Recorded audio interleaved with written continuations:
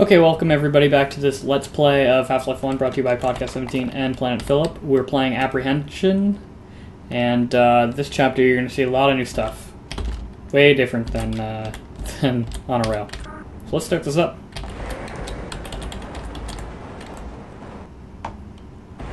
Notice I don't have control of the tram anymore.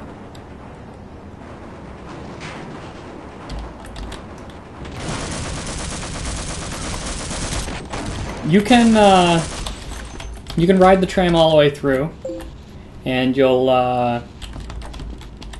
you'll stay on it and eventually make your way into that water pit there. But I like jumping out and dealing with the grunts. Some of them get hit by the tram. It's kind of cool to watch. It's a pretty good scripted sequence, and we'll see the tram when we get down there in a little bit more detail. So let's head on down. Also, I wanted to say that you can jump down here, obviously, or you can jump over there. I mean, you can really pick your poison. You can jump into this pit and actually skip most of the puzzle sequences in this first map, but we're going to do it the full way. A lot of swimming in Apprehension, which you will see.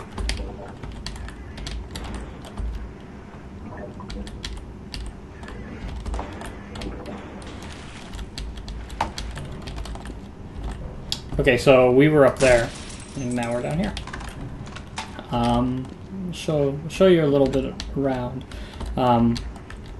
There's the tram that just recently crashed. If we come down here, look at this little sequence of events of things spilling into the underwater caverns and sand coming in. Get out of the way, leeches. And get some air here.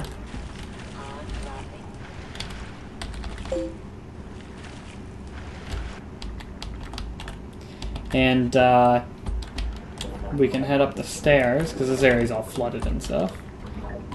This is sort of where it connects to. So it gives you an idea that Black Mesa was like a really living and breathing thing, and shit has really hit the fan, more or less. So our goal here is to get from there to here. And there's really no discernible way right off the bat. I mean, you can try jumping to here, and then really you're just stuck. You can't even walk across. But if you come down here, you notice that there's barrels and there's a padlock here. Break the padlock, float the barrels, and you can just climb on one of them. Makes yourself a little bridge, which is pretty neat. Cool little physics puzzle. And now we're on the other side. This is a really creepy, atmospheric area. I love this area. There's another zombie up here. Some health. We don't need health, though. And some power. Okay, so now we're up here, and like I said, you can pretty much just get here from jumping from down there, so you can skip most of it, but I'm showing you sort of the full package here. We're not rushing this. Head down into the water here. You can also break that box. I actually missed it. You can just jump on this and then break that box. There's nothing really important in there. Now we're down below. Swim through some more underwater bits. The speedrunners can actually run through this entire underwater bit from start to finish through multiple maps without dying. So it is possible to do in sort of one breath, so to speak. They get close, but they never die. Here's an area that seems inaccessible, but if you sort of turn around, there's a vent here.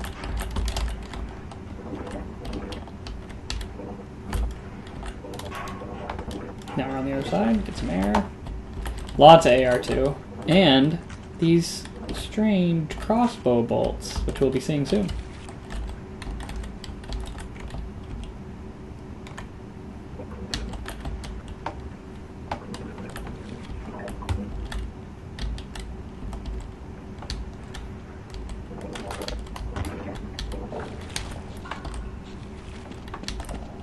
Okay, so get ready for an awesome sequence. Awesome, so that's our first look at the Ichthyosaur.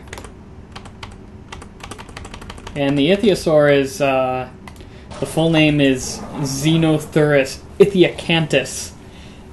He was designed by Ted Backman. And in a few seconds, we're going to hear a scientist talk about it. He's going to say that it was hauled from the Challenger Deep in the Pacific Ocean. And he's kind of... He's not really sure if that's true or not, because it's definitely a Zen creature. There he is right there. You can see his eyes, where my crosshair is. He's got really big teeth, really big mouth, and a nice little tail. He seems pretty slow and passive, but once you sort of piss him off, he gets really, really fast. He's one of the scarier creatures in Half-Life, because when you go underwater... I'm not going to jump in just yet. After I'm done explaining, we'll go look at him. When you go underwater...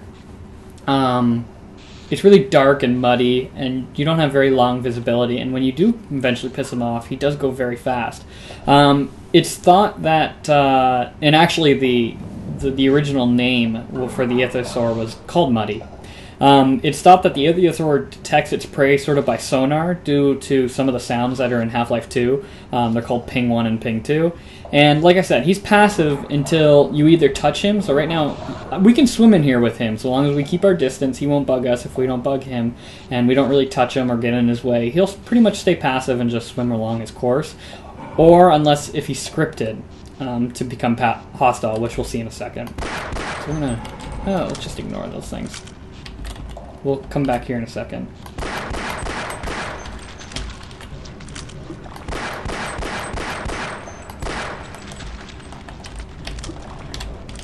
So our goal is to get to that door.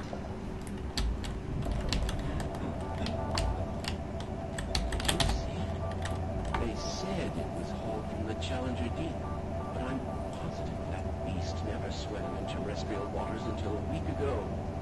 There's a tranquilizer gun in the shark cage, but I'm not sure it would work on this species. You're welcome to try. So that's a really interesting bit. That it was swimming in the Pacific a week ago. Which really questions things, because, I mean, the Resonance Cascade just happened, the Zen creatures are just coming in now. So who was bringing in Zen creatures before that? So really a question that's never really been answered in the Half-Life universe. Whether it's true or not, you don't know, but it's always cool to speculate about this sort of stuff. They give you lots of health and armor before jumping on in, which we're going to have to do. We're going to have to get the crossbow. And I'm going to mention a few things about the crossbow before we actually jump in and grab it, because we're going to get through a scripted sequence. It's basically a long-range sniper weapon, because there's no sniper weapon in either Half-Life 1 or Half-Life 2. So they sort of use the crossbow as sort of a unique type of sniper weapon. Its primary shot is it shoots its bolt, and the secondary shot you can zoom in with it. In multiplayer, if you shoot the bolt not zoomed in, it'll explode. Wherever it hits. However it figures that out is a whole other story. And also in multiplayer, if you hit with a headshot, it will instantly kill a person with full health and full armor. So it's a really awesome device. So we're going to see that this thing breaks, and now the ichthyosaur is in full force, scripted to be fully angry. So we can sort of kill him here. Can't even hit him. Wow. There we go. I'm gonna die in here. Let's get out. So you can see he's pretty hostile, and when he actually bites me, which he's not doing right now. Yeah, there you go. He really disorients you. So it's really hard to fight him. And also, I think it's in multiplayer, and also in some... There you go. Yeah, his body you can actually step on, which makes for an interesting gameplay mechanic to sort of get around some areas. So you can use him as sort of a platform after he's dead, because he floats up to the surface. But yeah, that's the ichthyosaur, and this is the crossbow. So we're going to be seeing this ichthyosaurs and crossbows a lot in Apprehension.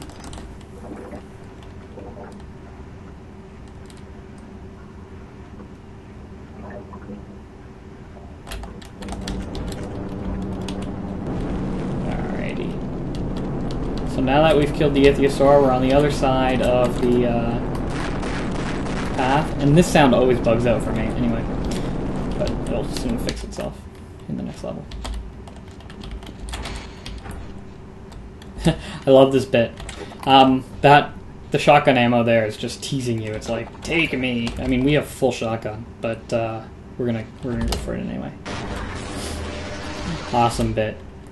So now you sort of fall through it and you hear some alien slaves, and there's one right there. There's another one up here. Really cool, awesome. Area. We'll reload and take some more shotgun shells.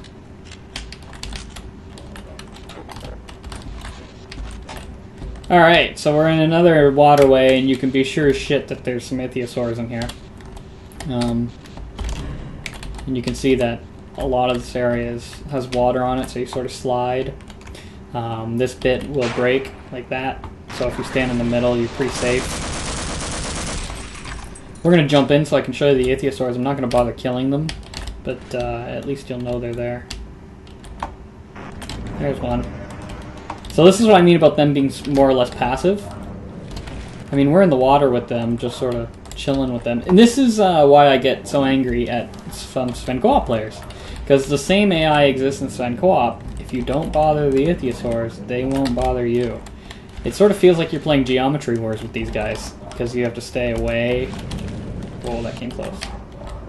Go in between them. Anyway, it's a cool little meta game. If you notice, there was like a pit there, a really deep pit of pipes. You're not really able to reach the bottom of that pit without dying. There's nothing down there anyway.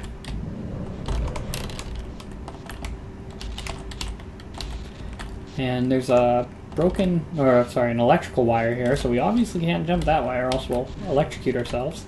So we gotta sort of slide into this opening, which is a cool little puzzle. Bam! Okay. Open the door.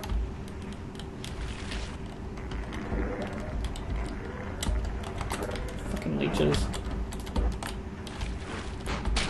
And there, oh, I think I just missed it. Oh, there he is. He's a G-Man right there. Sorry, I almost missed it. Sorry about that, guys. But yeah, there's the G-Man. So we want to go up to generator control. Which is up here. If we head back, a little side room here full of some more crossbow ammo, which is always good. Crossbow ammo is really, really rare in Half-Life 1 because none of the enemies actually use crossbow ammo, so this is practically the only way you can get it. And in the miscellaneous ammo containers, which I'll be talking about a lot later.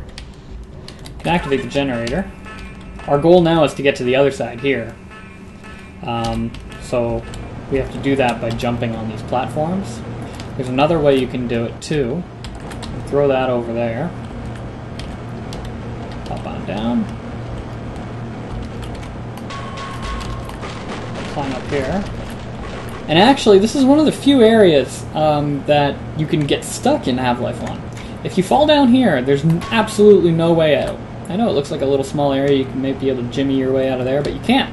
There's absolutely no way out to get out of that little hole, so you have to load up a save. But that's how you do this area without using the platforms. I'm just going to go get those satchels so you can see how this is sort of done.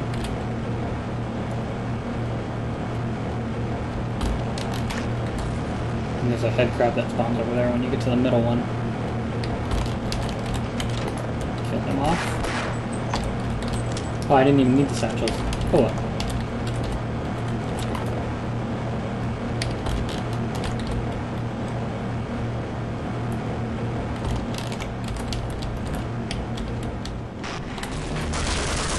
Awesome bull squid. And a lot of people say that Valve doesn't do things like this, and I'm looking at Philip from Planet Philip. He says that Valve never puts these tricky aliens that pop up behind you, but really that's like the second instance that this happens. So it is a gameplay mechanic that they use, and I think it's a valid gameplay mechanic for modders to use as well. A lot of people argue that that sort of stuff is really cheap, especially like the things that you always get instantly hit with. I don't think it's that cheap. I think it's cool. Keeps you on your toes. So we're going to end this Let's Play here, and we'll do episode 2 of Apprehension in a little bit. So I'll see you guys then. Thanks for watching.